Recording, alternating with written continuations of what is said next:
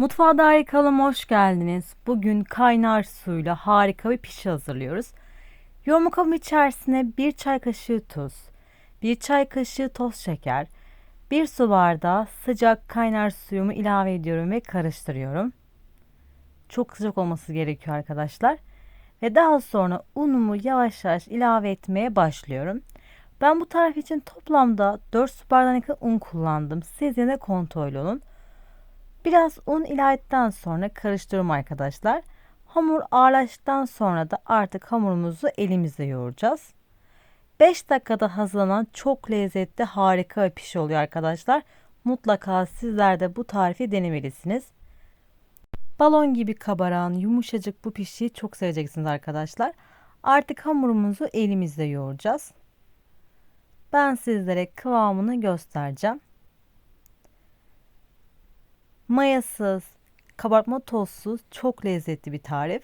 Mutlaka sizler denemelisiniz. Arkadaşlar beni hangi ülke ve şehirden izliyorsanız lütfen yorumlarda bahsetmeyi unutmayın.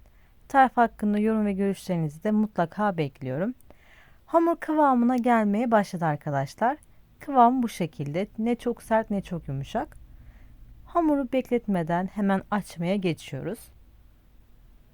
Tezgahıma biraz un aldım ve hamurumu ilk etapta biraz toparlıyorum. Beze haline getireceğiz. Bu şekilde katlaya katlaya hamuru toparlayın arkadaşlar. Daha sonra merdane ile hamuru ne çok ince ne çok kalın olacak şekilde açacağız. Çok güzel bir şekilde açılıyor arkadaşlar. Arası bu şekilde çevirin. Eşit bir şekilde merdane ile açalım. Ve arada çok az un serpiştiriyorum ki merdane yapışmasın hamur ve tezgaha. Sizler bu tarifi ilk defa gördüyseniz lütfen yorumlarda bahsetmeyi unutmayın. Ben bugün kalıpla keseceğim arkadaşlar. İsterseniz bıçakla kesebilirsiniz veya su bardağıyla kesebileceğiniz harika bir pişi tarifi oluyor. Mayasız, kabartma tozsuz, kaynar suyla oldukça pratik. Böyle bir kurabiye kalıbım vardı evde arkadaşlar. Onunla kesiyorum. Sizler istediğiniz şekilde desen verebilirsiniz. Bol kızgın yağda kızartacağız arkadaşlar pişilerimizi. Bu etrafındaki parçaları toparlıyorum. Bunları tekrar değerlendireceğiz.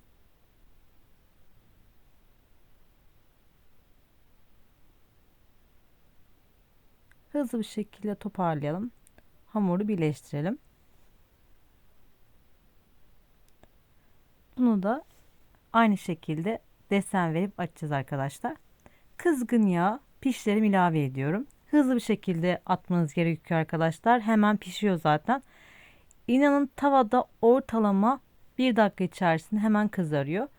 Bir tane kaşık yardımıyla böyle üzerine yağ atalım ki güzel bir şekilde kabarsın arkadaşlar.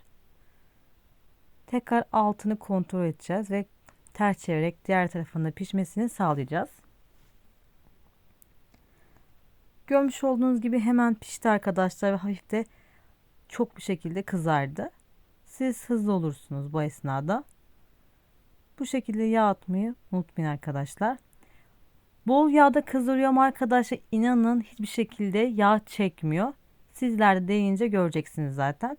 Kızaranları uygun bir tabağın içerisine alıyorum. Ben havlu peçete kullanmadım arkadaşlar. Çünkü yağ çekmiyor. Piştikçe yeni parçaları da atarak onları da kızarmasını sağlıyoruz ve hızlı bir şekilde tabağımızı alıyoruz.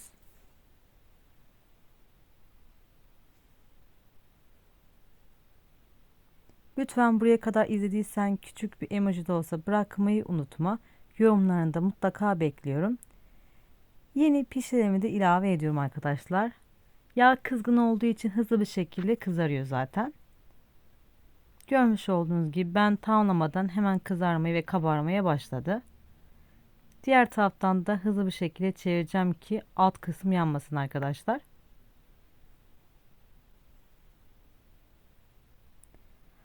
Lütfen böyle tariflerin devamı için kanalıma abone olmayı ve yeni tariflerden ilk sen haberdar olmak için bildirimleri açmayı unutmayın.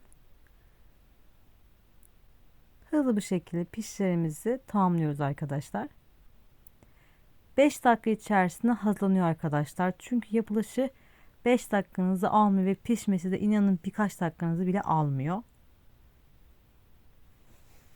Geri kalan hamurları da aynı şekilde tamamlamaya devam ediyoruz.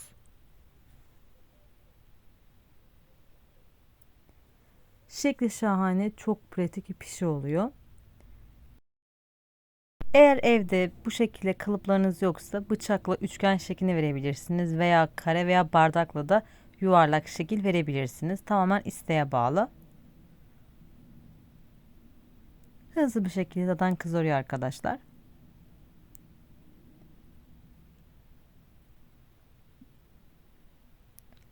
Hepsi kızardı ve artık servis tabağının içerisine alabiliriz. Görmüş olduğunuz gibi çok güzel bir şekilde kabardı ve yumuşak oldu arkadaşlar. İçi de balon gibi. Puf puf kabaran çok lezzetli bir hamur işi tarifi oldu. 5 dakikada hazırlayabileceğiniz nefis bir kahvaltılık. Üstelik yumuşacık. Tarifimiz sonuna geldim. Deneyeceklere şimdiden afiyet olsun.